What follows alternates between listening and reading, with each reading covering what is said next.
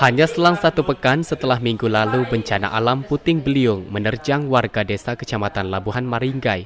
Kali ini bencana angin ribut kembali terjadi di 3 desa di Kecamatan Gunung Pelindung, Lampung Timur. Tiupan angin ribut hanya menumbangkan puluhan pohon di area perladangan di desa Waimili dan satu rumah milik warga desa Pelindung Jaya yang roboh diterpa angin. Di waktu bersamaan, satu warga desa Nibung, Kecamatan Gunung Pelindung ditemukan tewas menggenaskan tersambar petir di area perladangan akibat cuaca ekstrim. Bencana alam diawali dengan hujan gerimis. Selang beberapa menit tiba-tiba datang angin bergemuruh dan dalam hitungan detik, angin menumbangkan puluhan pohon dan satu rumah milik warga.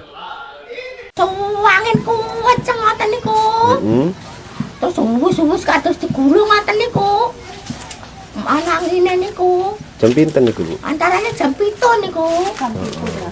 Jam 7 niku.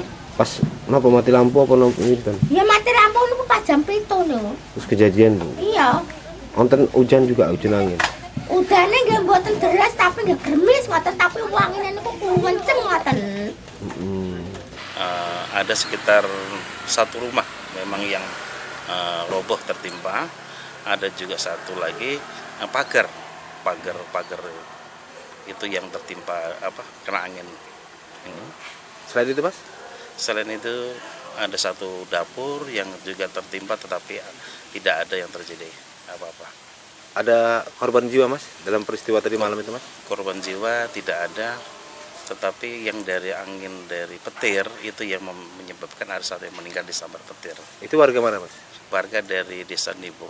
Walaupun terkesan lamban, Badan Penanggulangan Bencana Daerah Lampung Timur sudah datang dan memberikan bantuan kepada korban bencana alam yang terjadi di Kecamatan Gunung Pelindung, Lampung Timur tersebut. Dari Lampung Timur, Syamsuddin melaporkan.